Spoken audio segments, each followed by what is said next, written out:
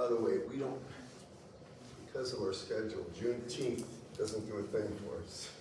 We meet in the same way, shape, or form regardless. Does anybody have a class on Thursday? I don't know any, you do? Like class in your own Thursday? I mean, yeah, this summer. Yeah. You do? Yeah. And what is it? It's flight dynamics. Does it meet every day? No, just Tuesday, Thursday. Okay, I don't know any class in this department that meets Tuesday, Thursday in the summer. There may be some, but I don't know of any. And the reason I said that is because, you know how this is an hour and 15 minutes, right? Normally it's a 50-minute class. That one, I would think, would probably be about an hour and 45 minutes to 2 hours. I'm not sure. Yeah, it's 2 hours. That's a long class. And then 3 more hours. What's that? It's 2 hours and then 3 more hours after that on Thursdays. 3 more hours. Yeah, because it's the lab and he just lectures for 3 more hours. So it's 5 hours of lectures on Thursday. Okay. Glad I'm not doing that. Anyway, this is 2.71, and here's what it does that is a little tricky. He's gonna say that there's an actual function, f of theta, that it simply has a distribution of 1 over 2 pi. And the way he does it is from theta right here is greater than 0, less than 2 pi. So the density, this is a probability density function. And I have some thoughts on this one. And this is the angle. So the height of this, we know the area under the curve has to be 1. This is my f of theta.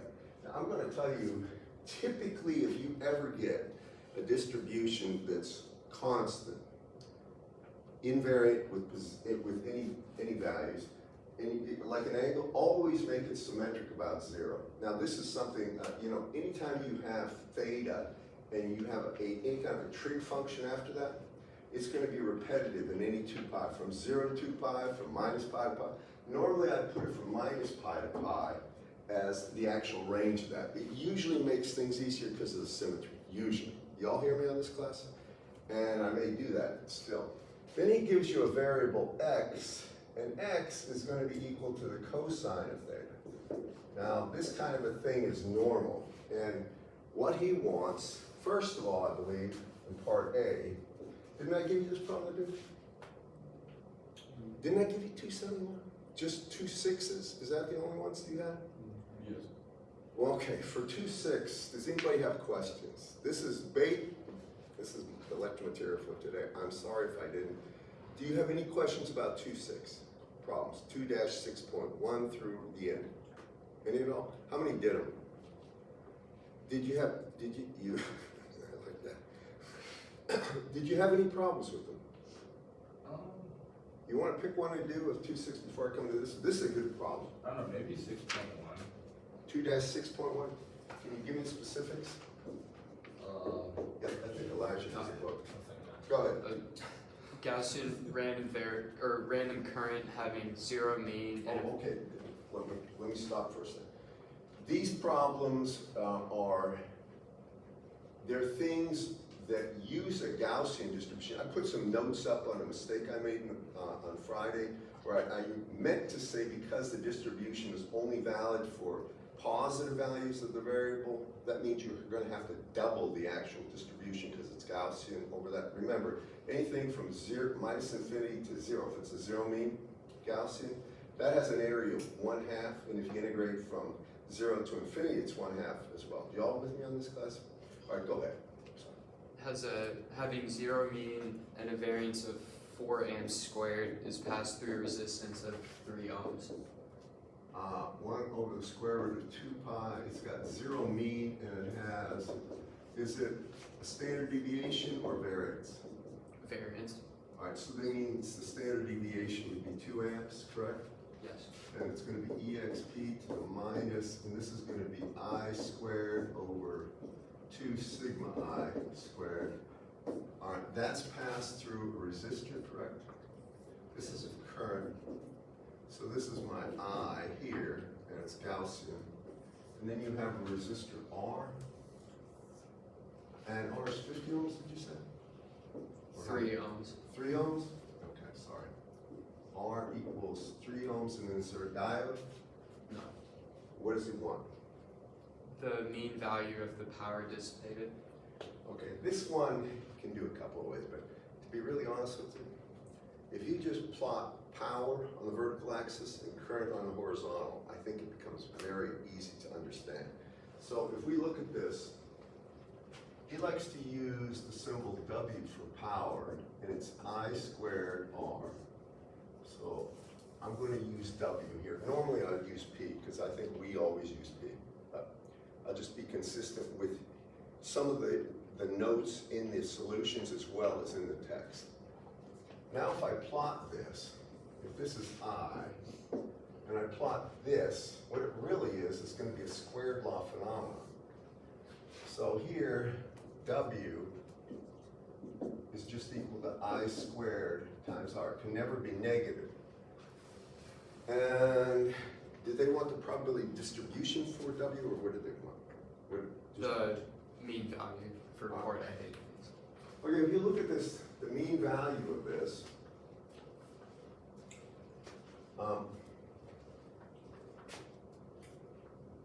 because it is going to be an I squared phenomenon, we can get F of W if you want to, can't we?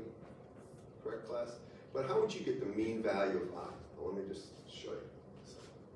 It's the expected value, or of the power. The mean value of W would be equal to the expected value of R times I squared. Do you agree with that?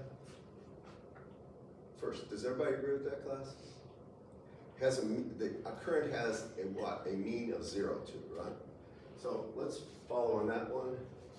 The expected value of R times I squared here would be equal to R, right? And then I could say it would be the expected value of, because R is a constant, of just I squared. Do you agree with that? Now, do you all agree that that is the second, it's really what? The second moment of the current?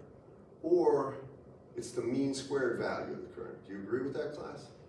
And we know this, that has to be equal to R times, and here it would be the standard deviation of I squared plus the mean value of I squared. I think everybody follows me on that. I want to take a moment. How many understand what I'm doing here? You follow me? I'm just restating things that are useful to know about Gaussian distributions. This is not true for us, some of the other ones. So for here I have R, and you said 3, right? And then I have a sigma I squared of 4, and the mean value is 0, so it's 3 times 4, and that means the mean squared value, or I'm sorry, the mean value of the power should be 12 watts, unless I've done something wrong. Do y'all follow me on that? You with me? Is that the right answer? What did I do? You're giving me a look like you're... I was just wondering, the mean value of current is 0? Didn't he say that? Did he say? Yeah. Oh, okay. Yes. I didn't get to that part. That makes sense. I mean, it's stated in the problem. Did y'all do this problem? All right, so for this one, that's the first part, right? Now, what else does he want? I don't have the solutions on here. No, I mean, what's, that's right, I'm sure. The- By the way, I have the solutions, man. I brought it with me. Just happened to have it. I didn't expect to have to do that here. We'll use both of you guys. Maybe I'll hand it to you next. We'll work around the class. All right. The variance of the power dissipated. How do you get the variance of the power? Just think from what I did last time. I mean, I think you know. How many know? Okay, how about I show you this? Remember, anytime you want, what is that? 1 times 3 times, we can keep on going, sigma to the n. Do you remember this? I should, that's what, I should put it this way, but it really should be this way. X minus x bar to the n. Do you remember that? Anytime you're asking for a higher order moment, it's 0 if n is odd, right? Because you're subtracting off the mean, correct, class? But in this case, n is, and they ask for what? The mean squared value? The variance. well, okay, the variance would be the mean squared value of the power. Now, what is that really? By the way, the power at,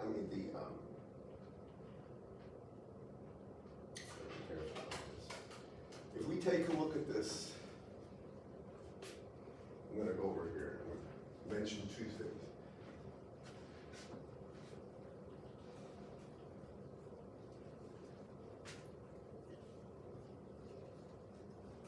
The first thing I'm going to mention is the mean of the power was equal to 4. You agree with that? Oh, sorry, 12. 12. We just calculated that. That's 12 watts, correct? First, do you all agree with this, class? Now, the next thing he asked for is the variance of the power, right? And I'm going to, or not variance, yeah, he asked for variance of power, right? So the variance of the power would actually be what? It would be the expected value of, here it would be W minus W bar squared. Do you agree with that? I gotta make sure I'm not saying that.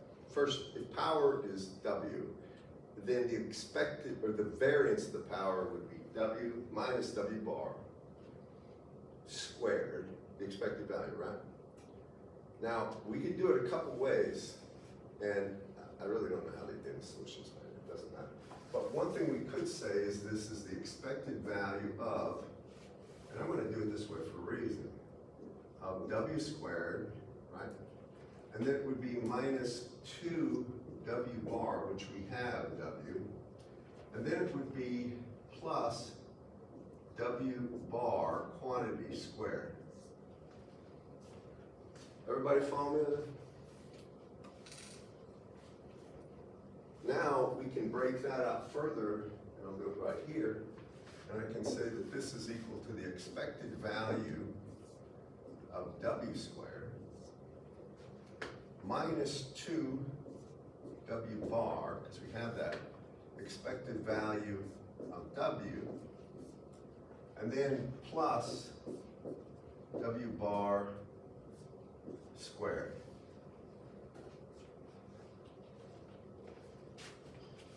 I'm just gonna ask you, do y'all agree with that? I mean, the only thing you've got to realize is the W bar is a constant, the 2 is a constant, W bar squared is a constant. The expected value of a constant is the constant. There's no variation. Y'all follow me on this? You can pull it out in front. So before I continue, can everybody see what I can do with this right away? Isn't that just W bar that we calculated, class? Did y'all follow me on this? I could have done an alternative way, but I'm trying to show you something. So if I put W bar times W bar squared, then I have minus 2 W bar squared plus W bar squared, or minus W bar squared. Do you agree with this? I could have just used the formula, basic formula, then what? W bar squared would be equal to the actual variance of W, right? Plus W bar squared, and we get the same thing, or minus W bar squared. So really this becomes just minus W bar right here squared. Now the expected value of W squared, and let me do it here. Since I'll get back to that problem. The expected value of W squared is what?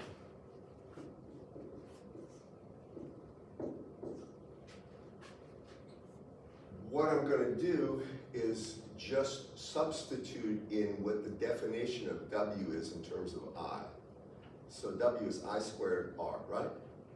So this becomes the expected value of, and here it's going to be R times I squared. I'm trying to make sure, this should be painfully obvious at some point, what I'm doing. Y'all with me? Did you follow? I mean, it's going to be this squared. This is power, squaring it would be the expected value of power. I'm sorry about that. Y'all with me on this, class? So when I do this, I get an R squared and then I get the expected value of I squared. I got I to the fourth.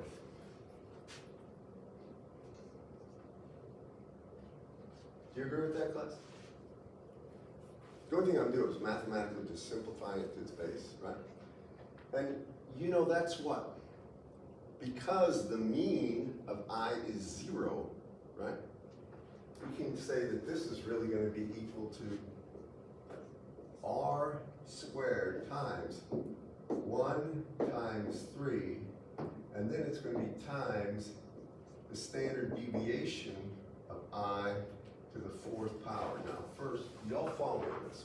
If you're wondering where I'm getting that, I know that this right here is going to be sigma of x to the nth power. Do you agree with that?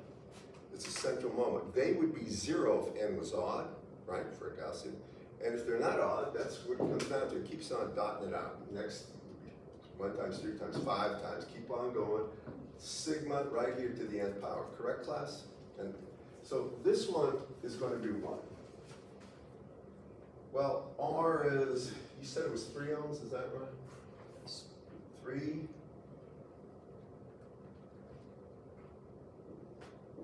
squared, and then I have 1 times 3, and then I have sigma, which is 2 to the 4th power. So that means I have 3, right, cubed times 4 to the 4th. And then when I look at this, this is going to be 3 cubed times 4 to the 4th minus, and it's going to be 12 squared. Now, that's 144. What does that come out to? I'm not sure if he did it this way. 288. Is that what he has? Yeah. 288, and the way I'm doing, I'm just, you know, what you could do, and this, I wouldn't advise it this way, but you have calculators that you probably have. What you could do is get the density function for W, correct? Yes, sir. Why did that go to the 4 to the 4th instead of 2 to the 4th? Well, I'm sorry. Because I can't do math. Because that should be 16. That's the reason. This should be.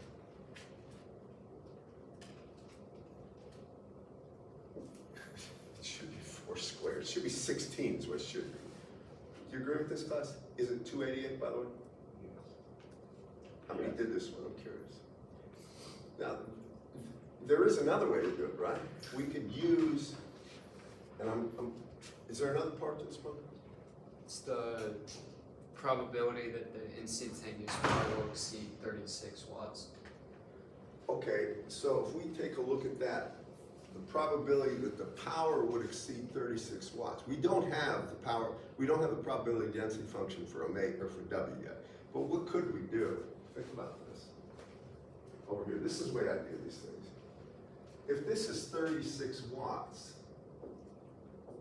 or 36 watts,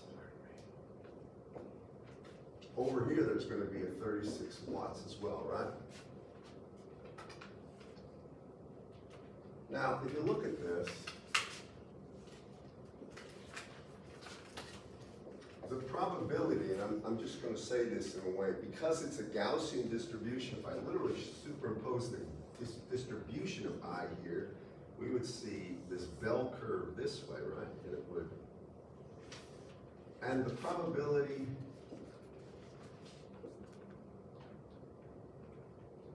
that it's less than 30, it would be, I should say, the probability that I is less than this value that would give you 36 watts right here. It would be a negative value of I. Is the same as the probability it's greater than 36 watts over here. Do you all agree with that, first of all, by arguments of symmetry? I'm going to see this.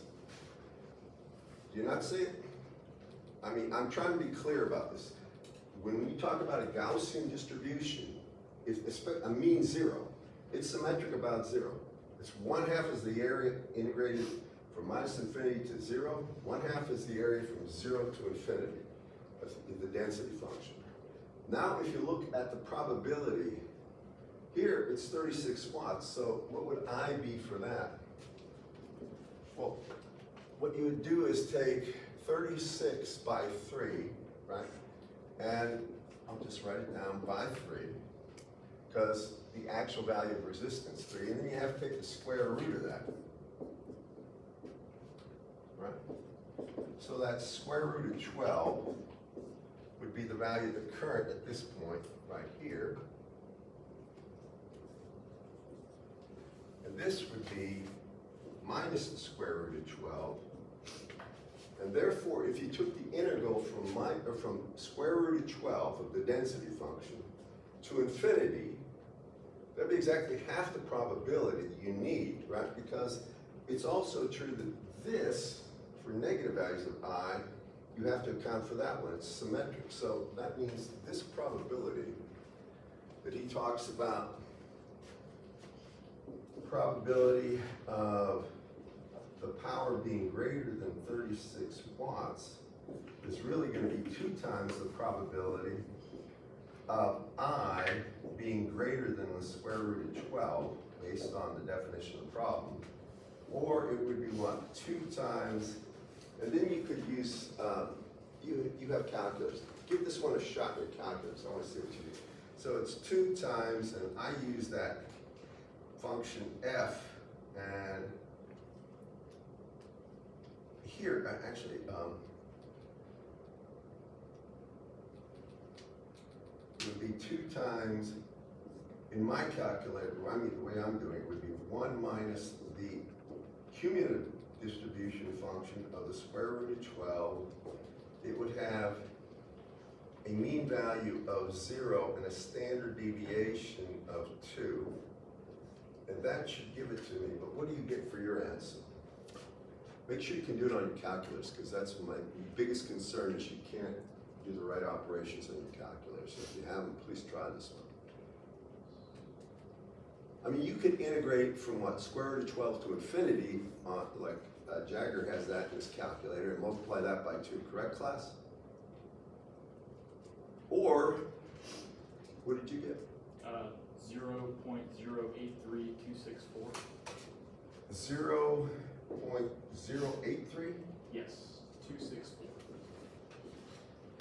So it's 8.3% roughly. Did anybody else confirm that? You get it? You get it? What'd you get? Elijah, you got something different? I'm not worried, I just need to. Huh? I just typed something in wrong. But so, sorry, I just might be remind, why are we using square root 12? Well, if we take a look at this right here, it's 36 watts is the key, right? That's equal to R, which is 3, correct? Times I squared. I need the value of I. So 36 by 3 is 12. Equals I squared. That means I would be equal to plus or minus the square root of 12 as far as the marker. That's the only thing I'm doing. Okay. Usually it's subtle things like that that throw you off in these problems. You good with that? Did you get the right answer? I did. I would. Yeah, I saw what I did. Normally, remember that the symmetry is the nice thing about the Gaussian distribution. If you got a 0 mean, are you good? I mean, or you can find a mean. Whatever's, I mean, the curve looks the same on either side of that. So if you have something where you got to get a probability above a point and below a point of same magnitude, just take twice the value on one side. That's what I'm saying. Is there another part to that? That's it.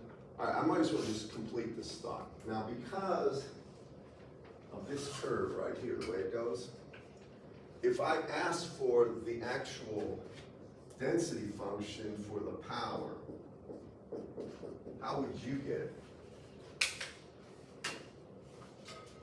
Now, it's a fair question. I want to tell you, this is within the realm of what I would ask you on a quiz or a test. But how would you do it? He does it in the book, but in the solutions. He does it in the chapter on this, yes. You plug in I in terms of W into the current distribution, then divide by the Well, not quite, because you're gonna get a pseudo-Gaussian, but here's the thing you do, just listen to me. Remember, I said this, if you have f of x dx, it's equal to f of y dy. You remember that? That's general. Y and x can be any two variables, right? But they're related. Y is related to x. So you could say that f of x is really f of y over, and here it would be dx dy. Now, you want this just as a function of x. So you would have to find out the linkage between y equals f of x, and then you would say x is equal to f to the minus 1 of y. And that would go in there, right? And anywhere there would be a y left over here after you did the operations, you'd plug in x. Do y'all follow me on this one? Get the, how many at least understand the reasoning behind this? Now, there's one thing about this. This particular method assumes a monotonically increasing value of f of x. However, with this one, it can be, for a given I, it can be monotonically decreasing or increasing, so you have to multiply by a factor of 2 the density. Let's do this one and be done with it then. So I'm going to do it right here. I'm still coming back to that problem, but I just want to make sure I answer this one. Jagger, this is an actually pretty good problem. So if you take a look at this, first I want the power, so that's my f of x, so I can say I want the probability, or I want the probability density function of omega d omega, or dw probably, and that's equal to f of x. Well, f of x is Gaussian, right? So it's 1 over the square root of 2 pi. Here it would be sigma of I exp to the minus I squared over 2 sigma I squared, because it's zero mean. So I put that in there, right? And then I divide by, and here W is equal to I squared R, or dw di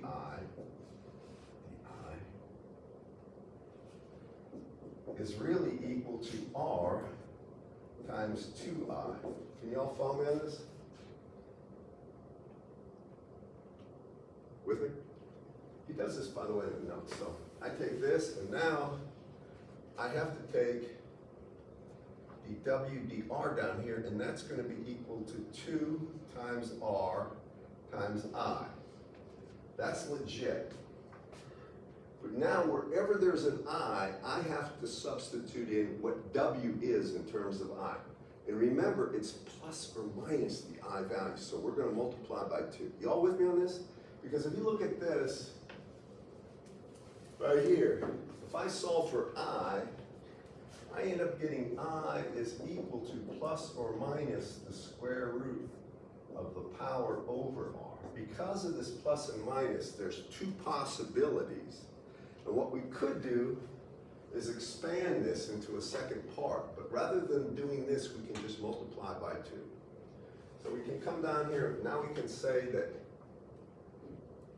this is the f of W.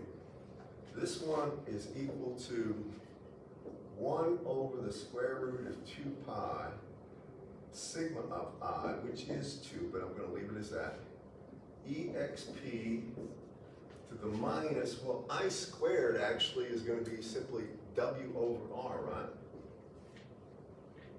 Over R, but it would be divided by,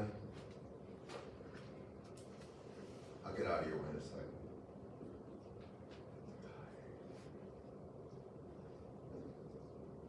Sigma of I squared. Then I have to divide that whole thing by 2R, which is 2 times 3 in this case, times I. And I now is that, which is going to be the square root of W over R. That's only one side of it. Y'all follow what I've done here? Just mathematical. I didn't do anything straight. But now I have to multiply by 2, so you get rid of this.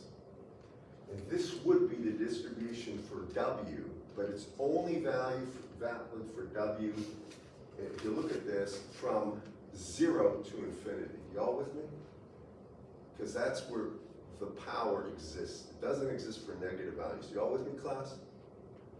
And I didn't put in the values of this, but if you take a look at this, R itself is 3 ohms, so you can back out a lot of stuff, and sigma of I is 2.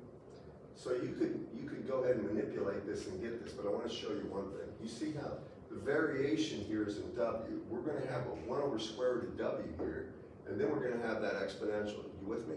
So when you go ahead and take a look at the probability density function and integrate this from 0 to infinity, you in fact will get 1. And if you could use this to get any of the values we want, but what's the real problem with that one in finding any probability of the power being greater than 36 watts? Anybody?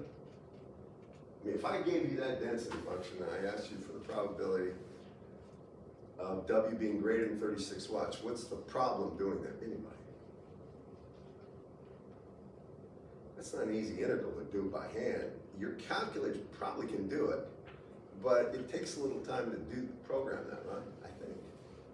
Can y'all follow me on this one? It's a pain in the butt is really what I'm trying to say. It's much easier to do it knowing the Gaussian statistics on this, or how Gaussian distributions behave. Did you have another part to this follow-up on this 2 points? Because they're all basically the same, right? There's a linkage between a Gaussian distribution or a constant distribution and another variable that they wanted. Like in this case, it's I squared. Did you do the ones with the Rayleigh things I gave you? Weren't there Rayleigh distributions in there, basically? Did you all do those? How many did? I'm kind of curious. Did you have any questions about them? They should have been pretty straightforward, right?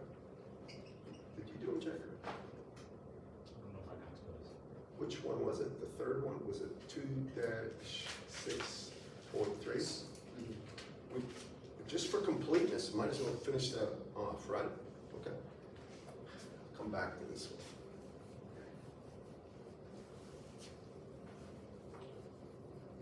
I'll tell you, a lot of the time, understanding this stuff is understanding how to apply theory to problems with random stuff.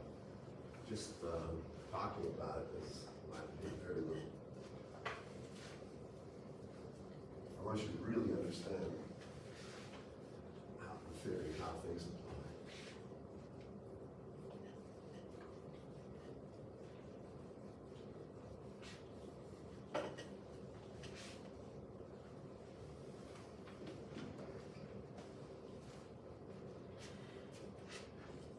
Dash 6.3, go ahead. A current having a Rayleigh probability density function is passed through a resistor having a resistance of 2 pi ohms. All right, hold on for 1 second. That's weird. 2 pi ohms. And they have a current here.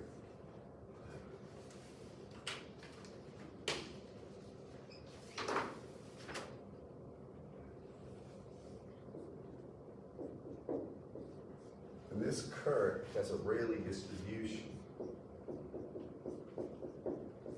And technically that means it's I over the square, I over sigma, but this is going to be, in this case, it's sigma squared of whatever the actual, what would be akin to the x and y coordinates are. Then it's going to be exp to the minus I squared over 2 sigma squared. And this is only good for I greater than or equal to 0. And then the cumulative distribution function of I right here would be 1 minus exp to the minus I squared over 2 sigma squared. Do y'all follow me on this? And this is true, only going to be true for I greater than 0. And now what does he want? The mean value of the power dissipated in the resistor, and it's also given the mean value of the current is 2 amps. Oh, it gives you, so if it gives you I, the expected value of I as 2 amps, right? when I look at this, they want the mean value of power, right? Is that what he asked for? Yes. Now just think about this. He gives us this. Power, he likes W, is equal to I squared of R. When I think about this as such,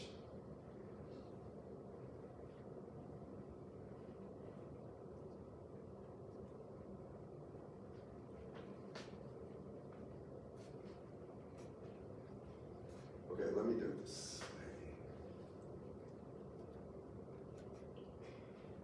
I want to be a little careful about one thing. Now, I cannot be negative.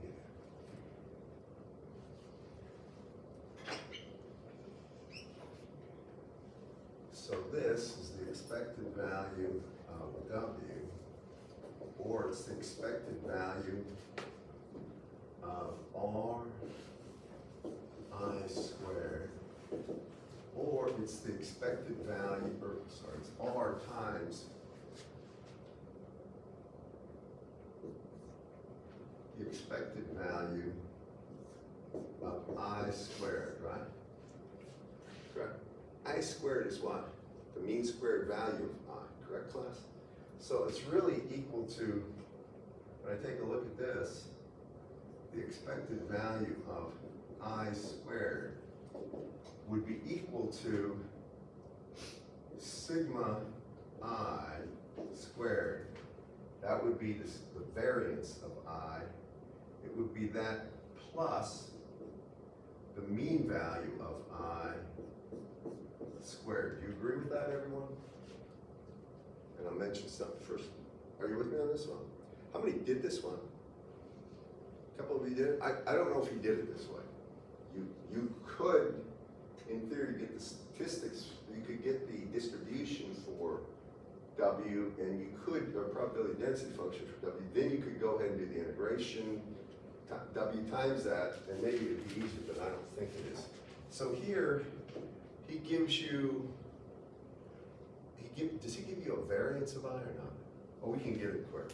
If you look at this, remember if you have any kind of Rayleigh distribution, the mean value of the Rayleigh was equal to what? Square root of pi over 2 times the standard deviation of the actual standard deviation of, in this case, of I. Do you remember this one in the book? Jenna, does he have that showing, does he show something like this for the mean value of, try not to take the book away, but let me just show you what this is. Because some of this, if you see it applied to a problem, it's going to make a lot more sense.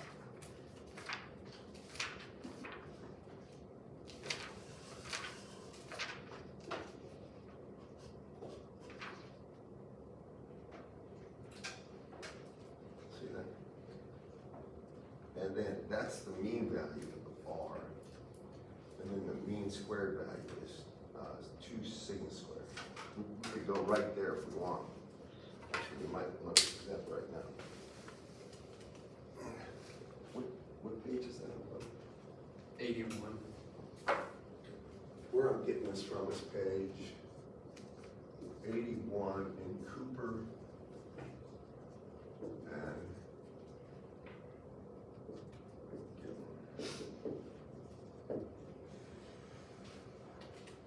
actually he just does it this way because that way it's easier to see.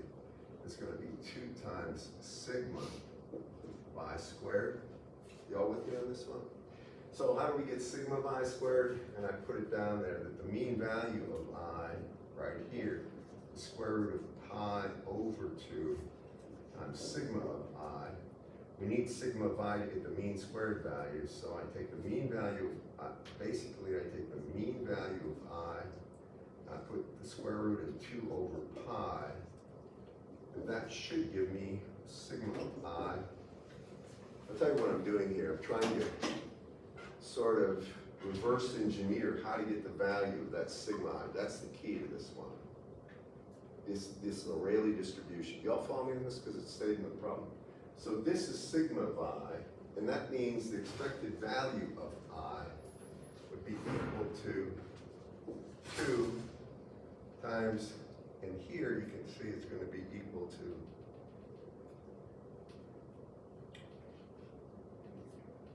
the mean value of I times the square root of 2 over pi squared is equal to 2 times 2 over pi times mean value of I, I'll get out of your way, and that's 4 over pi.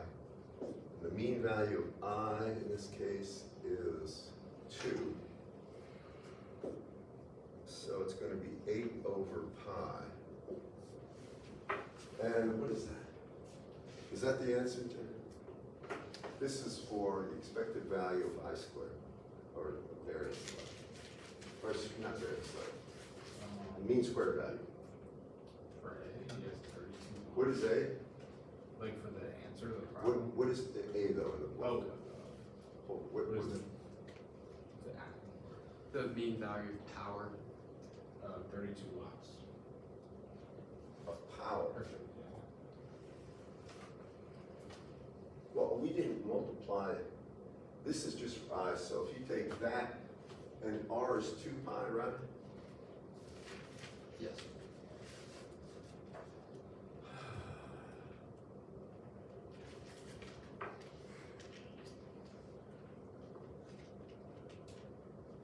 Let's just go up here. So that's 2 pi is equal to 2 pi right here. And expected value of I squared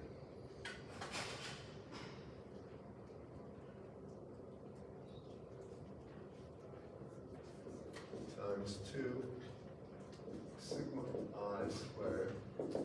So that's 4 pi. And sigma of I is going to be I bar square root of 2 over pi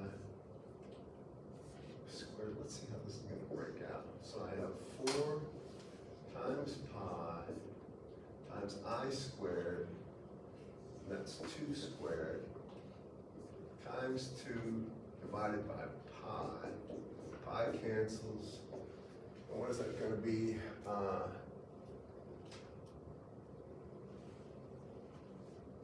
That is 32 watts, isn't it? Correct, class? So it does work.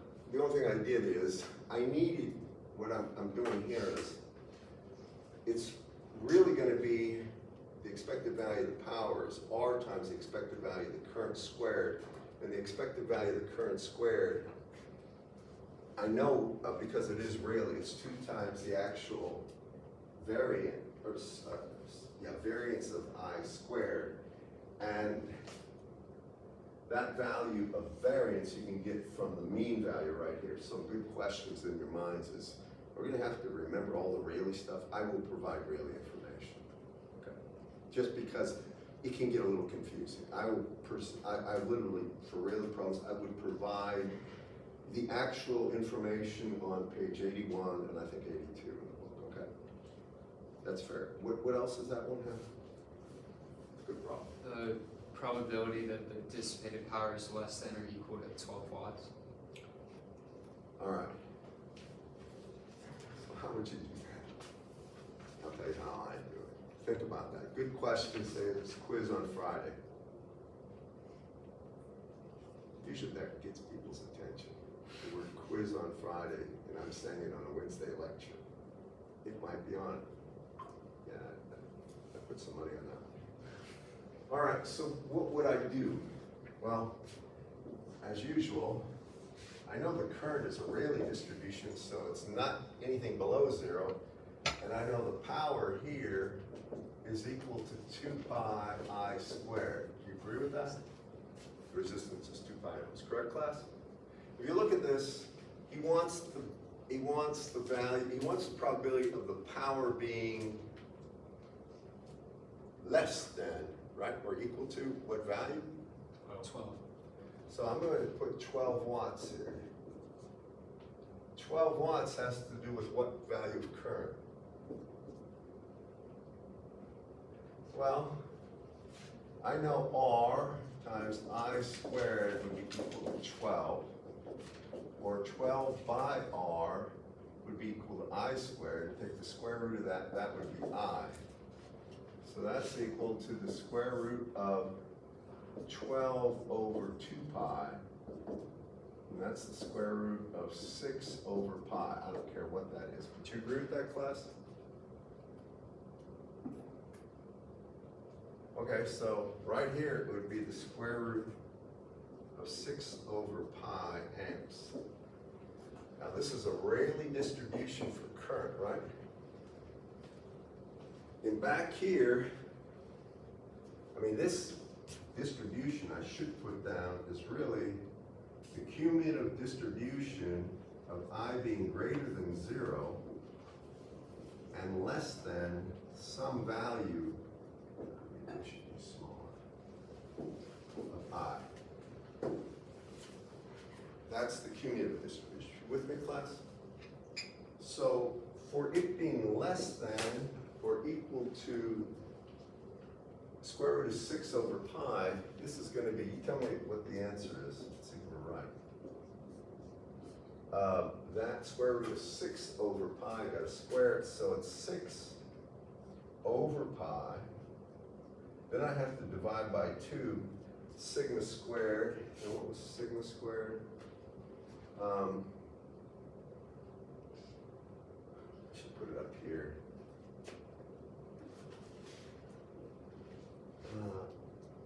This is going to be 2 square root of 2 over pi.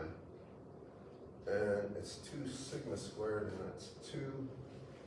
I got to square that, so it's 2 times 4 times 2 divided by pi. I can get rid of the pi. And it's got a minus sign there. So what is that? 1 minus EXP. Let me know what this is. 6. And I've got 6, and it's divided by 16. What do you get for that value?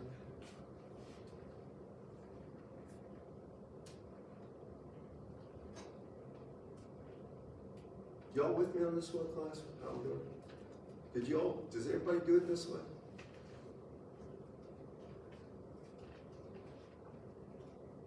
I'm not going to integrate that density function. I already know the answer to that.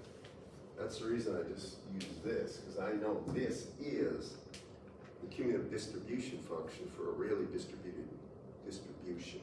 All right. Anyway, what is this going to be? I got 0.3127. Is that the right answer? Yes. Okay. What else is he asking now? Is that it? The probability the dissipated power is greater than 72 watts. Okay, how do you get that? What's that? It's the same thing, kind of. Greater than would be what? Well, 1 minus, let me just put it this. We know this distribution right here is the probability its I is less than the value, right? Greater than the value would be what? 1 minus that, right? You follow me? If this is the probability that I is between 0 and this value I, whatever it is, then the probability it's greater than that value would be 1 minus that. Do y'all agree? Now, if you'll notice carefully, 1 minus a 1 is 0. 1 minus a minus this is plus that. So greater than 72, we might as well just finish this right here. The probability, is it the power is greater than 72? Yes. All right, so we have to get the value of current that would be associated with that. So if power is, I'll put W is equal to I squared R, W over R square root is equal to I, and therefore square root of 72 over 2 pi would be equal to square root of 36 over pi, and that's 6 over the square root of pi would be actually the current that I have to be looking for. I want the probability the current is greater than that value. Do y'all follow the logic on this one, class? Y'all with me? I should say, are you all with me in the back? With me?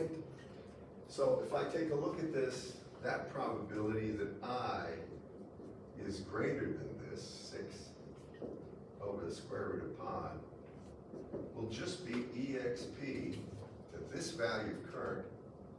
It would be minus quantity 6 over the square root of pi squared over 2 sigma I squared. And what is sigma I again? Well, sigma I is that thing. So this is going to be the final part of this problem.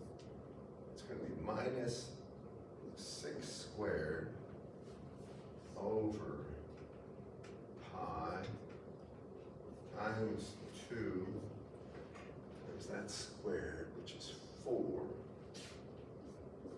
times 2 divided by pi. Can get rid of the pi. What is this going to be?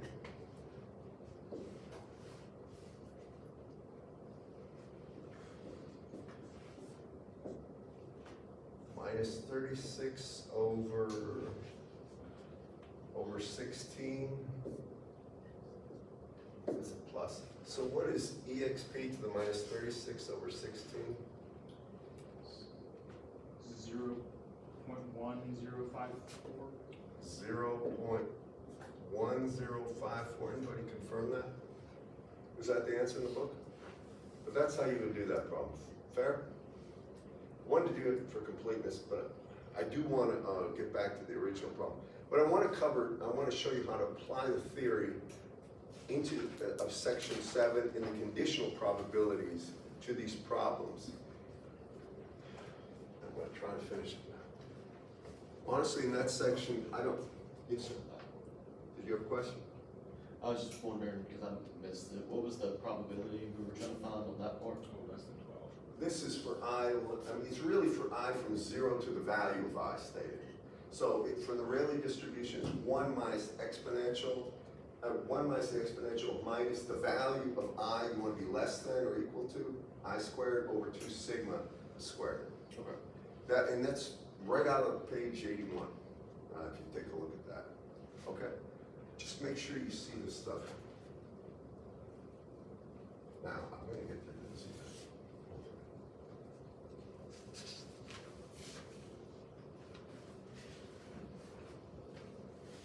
I guess rain is in the forecast, or I've been deceived by. Actually, I didn't even look it up. My wife told me. Somebody told me.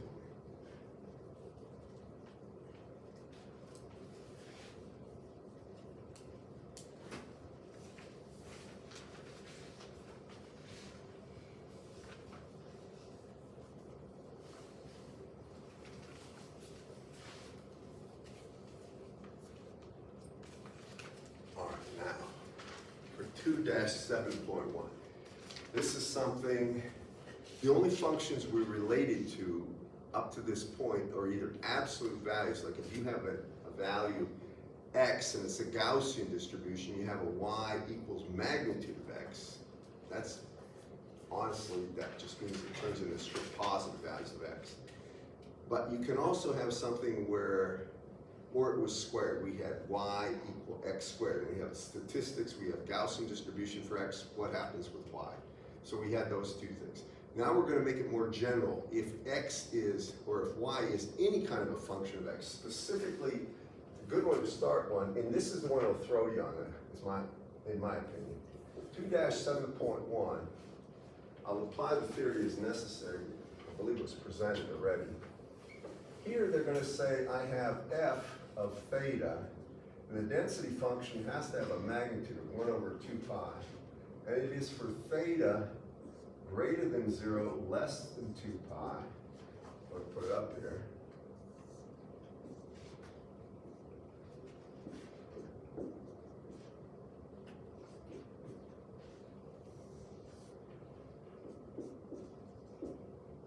And then they link it, and they say x is equal to cosine of theta. Now, if you look at that, you can obviously see that, well, that density function is constant, which is nice. When you have this theta and you have x here, it's a cosine, it does this.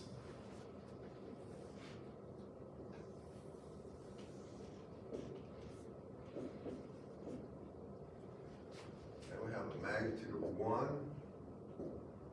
minus 1. Are you with me on this one, class?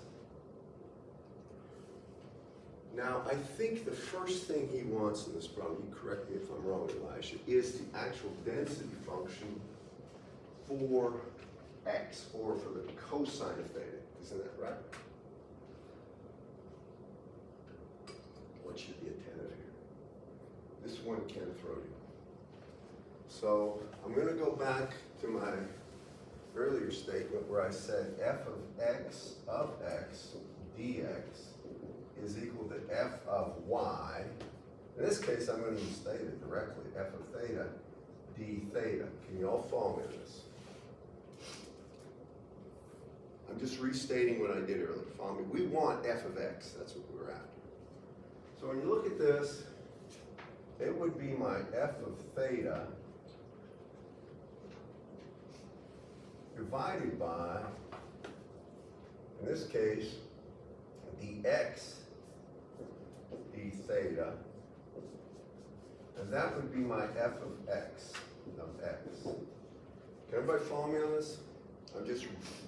I'm casting the formula in terms of what I need. Now, this is going to be one of those where you're going to get a factor of 2, and I'll show you how you can see that in a second. You ready on this one, class? All right, so this becomes my f of theta is just 1 over 2 pi. I can see that, right? Now I have to take dx d theta.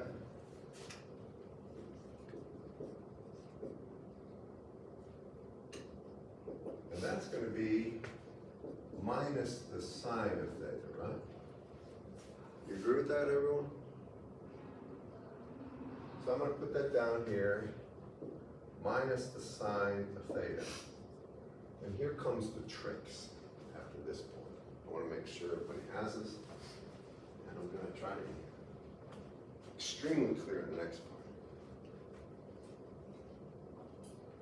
So if you look at this for a second, well, that's right. This function is a function of x over here, and x is cosine of theta, right? So technically, if I take the a cosine of x, I would have theta. Do y'all follow me on this? Basically, the inverse function, I could say that theta right here, for that one, would be equal to a cosine of x. And you could take that and plug it in here, and then you would have a function. It would be a sine of an inverse cosine. Y'all with me? That is extremely awkward and a stupid way to do it. It won't get you where you're going, because you won't. You'll find out this is one of these nerve-wracking things to integrate if you have it. However, the key thing is this, and it's always looking at trigonometric tricks. Whenever I see sine theta, anytime I see that, I always think of sine squared of theta is equal to, or sine squared of theta plus cosine squared of theta equal 1. I'm going right for that right off the bat, because I know I need a trick. I'd like this just a function of x, right? Y'all see what I'm up to? Okay. So I've got a sine, and I can say that sine squared of theta is equal to 1 minus cosine squared of theta, correct? Now, I'm just about there. If you take a moment to step back from the board and take a look. See that cosine squared of theta? Look at this. X is cosine of theta. Cosine squared is x squared. Y'all see this right here? So I can say that this is equal to 1 minus x squared. And that would be sine squared, right? Still not got what I want. But if I take the square roots of both sides, right? If you think about it, I just take the square root of this one. Now I get plus or minus the square root of this. And if you look at this, if I multiply by a minus sign, basically, I can say, because that's what I want, minus sine of theta is defined over the range, but this is where we're going to get into the problem. There's two possibilities for x, and I'll explain that over the range of theta. So when I have that, now I get this. 1 over 2 pi, and this is just square root of 1 minus x squared. Can y'all follow me in this class? Y'all understand this? I'm just substituting. How many do, by the way? Can you see it back there and far back? I'm just trying to get this to, but now it gets tricky, and this is when you have to look at it. So I want to take a look at how x and theta, if you have an x, how theta varies. You with me? And here's where we take this one and turn it on its side. So if I took this is the theta x, and just did it like this, how am I trying to do it? Always going to do it that way. So here, if I take it, and here's,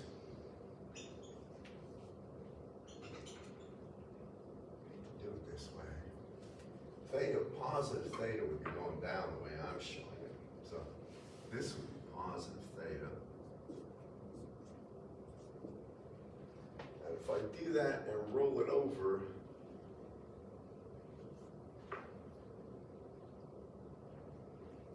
this would be x, and it would do this.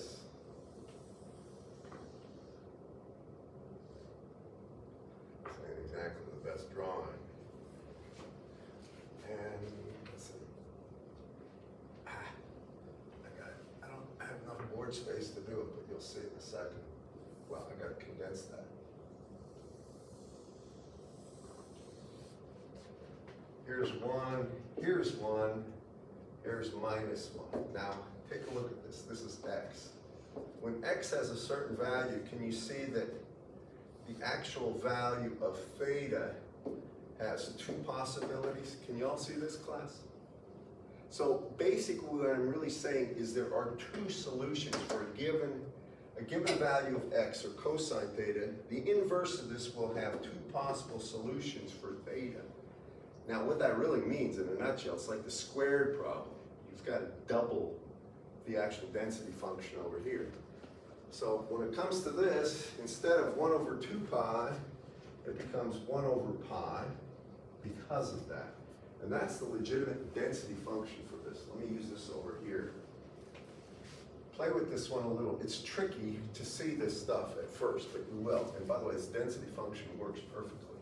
So now I'm going to say f of x right here of x is equal to 1 over pi square root of either 1 minus x squared or x squared minus 1.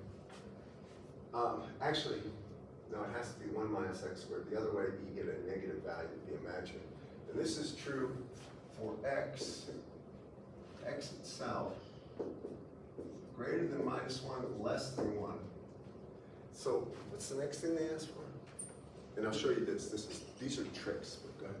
The mean value of x. Now, I want you to see this. They want the mean value of x, or the expected value of x. There's a couple of ways to get this. Both are right. Now, what is mean value always? You take the function, x in this case, multiply it by the density, and integrate it over the range of possibilities, right? So for this one, I integrate from minus 1 to 1, x over pi square root of 1 minus x squared dx. I don't really have to do that function, do that integration for a reason that I want to make apparent to everybody. Everybody with me on this, class? I want you to take a good look at this. Always go odd even. Whenever you have these integrals, odd or even. So x is a odd function. Do you agree with that? Remember, I'm going over a range that's symmetric about 0. But 1 over the square root of x, 1 minus x squared is an even function. Do you all see that? How many do? With me on that? Basically, this is odd. And this function is even. Even times odd, odd. Odd integrated from minus a to plus a, 0, right. That's one way to do it. Another way is the expected value of x is the same as the expected value of cosine of theta, right? The range is from 0 to 2 pi. What is a trig function? Sine or cosine integrated over any period? 0 always, right? You integrate a sine, think about a sine wave. Same area above is below 0 point, it's always going to be 0. Cosine, same thing. You could just do this expected value of cosine, and it's 0. Follow me? That's not a problem. What's the next thing, guys? The variance How of do you x. get the variance? The variance of x, right? All right, how would you get the variance of x? I'll show you, there's tricks. Remember what we could do, and I'm just gonna ask you, tell me if you can see this. Let me go back to this one and get rid of the even and odd. What happens if I want the expected value of x squared? Now remember, we have the mean value, right? It's 0. So the expected value of x squared is the variance, isn't it? Because the mean value is 0, correct, class? And the only thing we have to do is what? Multiply this by x squared, correct? Now I can show you how to, we can play this game. If I have this x squared times this, and that's even, it is even. Do you agree with that? If it's even, I can take simply what? I can go from 0 to 1 and multiply this by 2, correct, class? Now you've got a form of an integration, x squared over the square root of 1 minus x squared, right there.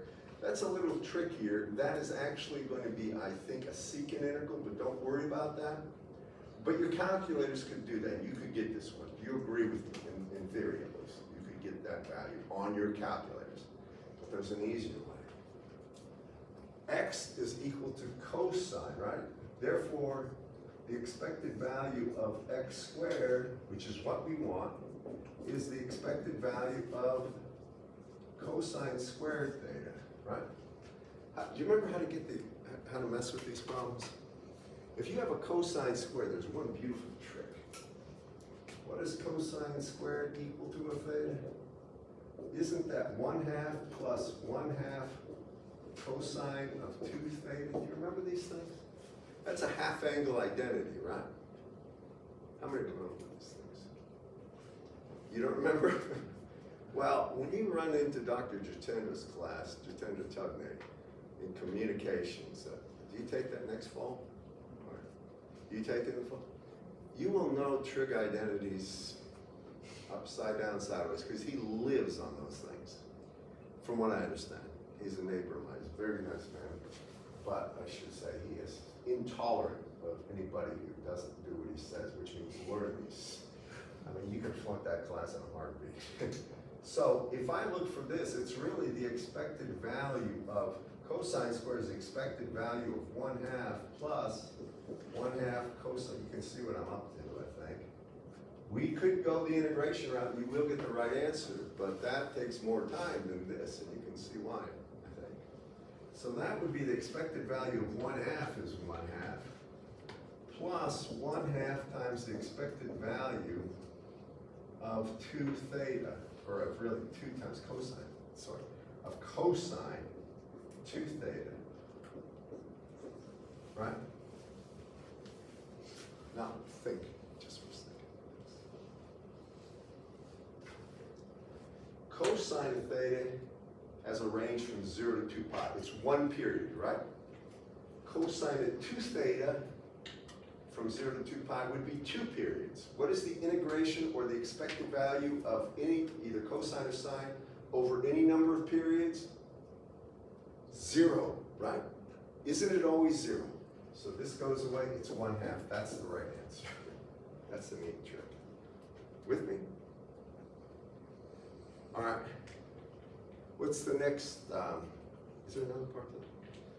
Find the probability that x is greater than 0.5. I'm gonna ask the whole class then. How would you get the probability that x is greater than 0.5? Let me draw it up here. I would prefer to do this with if it was me doing this one, I would put the density function from minus pi to pi and have a value of 2 pi, but he didn't choose that way, so I'll just go along with him. So, if you take a look at this, here's theta from 0 to 2 pi, and here's your cosine waveform. And that's 1, down here is minus 1.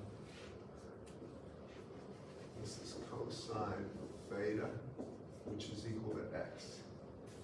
Now, I want you to reason with me and please see this. So I want the probability x is greater than 0.5 or less. Greater.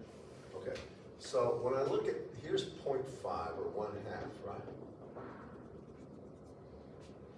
We want the probability that x is greater than that. Well, correspondingly, the probability x is greater than this range here to here corresponds with this range here to here. Do you agree in theta? Everybody? How many see this? Can you all see it? I mean, I'm not trying to be in any way, shape, or form confusing. I'm trying to get this point across. So this is from what? 0 to 60 degrees. That's the inverse cosine of 1/2. Now, if you look up here, that's 2 pi or 360 degrees.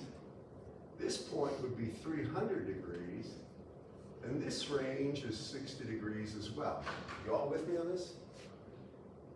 Can you all follow me? This is the range where this whole thing from here to here, this is all x greater than 1/2, and this is x greater than 1/2. Can you see the symmetry? So if I take 2 times the probability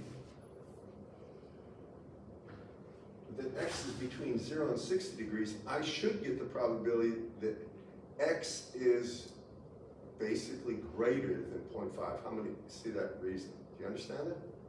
So what is that going to be? Well, the probability that x is going to be between 0 and 60 degrees times 2 is exactly the same as 2 times the probability that the angle theta is greater than 0, or not x, I'm sorry, x half, greater than 1/2, my bad. Less than 1 is the same thing as 2 times the probability of the angle being greater than 0 and less than 60 degrees. Let me get out of your way. So it's really 2 times the probability of the angle is between 0 and 60. Now that angle, the value of theta is uniform. It's 1 over 2 pi is the magnitude. So this is going to be equal to 2, right? And then it's the probability density function is 1 over 2 pi. And then I have to put this angle in radians, and it's going to be 60 degrees is going to be what? Pi over 3 radians. Isn't it, class? Do you agree with that? Or that's going to be 1/3. Is that the right answer, Jim? I think it is. Is there another part to this? Y'all see the reasoning of this. And if I ask the probability that x was between, say, 0 and 0.5, right? From here to here. Well, now you'd have to figure out, well, that range corresponds with that angle, and the symmetric range over here would be this angular difference. Twice this, the probability of the angle between here and here would be that probability. What I'm trying to get you to do is see more or less the relationship of the areas and using symmetry. All right, now, all right. I want to tell you something before you leave, because I think I'm over at least.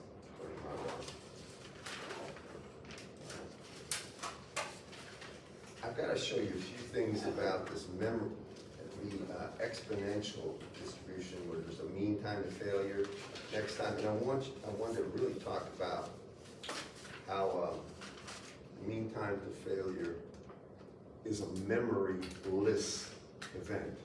So if I say that, for instance, something has an exponential distribution, mean time to failure, if the mean value, it doesn't matter what it is, 6 years, I think this is a problem, 2-7.3. If I say that it already survived to 5 years, are you with me? So basically, the thing survived to 5 years. What's the probability it makes it to 10 years? At that point, if you know it survived to 5 years, it's memoryless. It doesn't care about how long it survived before. The probability from that point on that it survives to 10 years, well, that distance is really 5 years, right? So it's the same thing as the probability, if it survives over 10, I should say, is the same thing as if that exponential, or if the light bulb or whatever survived more than 5 years, which is going to be 1 minus exp of minus 5 over the mean lifetime. With me, I'm going to go through these next time. It's a really important thing. It's something that's important in the real world. I really want to finish this chapter on Friday before your quiz. Your quiz is going to be on the problems I did today, section 6 and 7, 2-6, 2-7. You with me, class? Please do the problems in 2-7 also. And I can't if I give you a Rayleigh, I will give you the Rayleigh statistics. That I promise you. With me? Okay. See you on Friday. So we got wrapped up in some of this.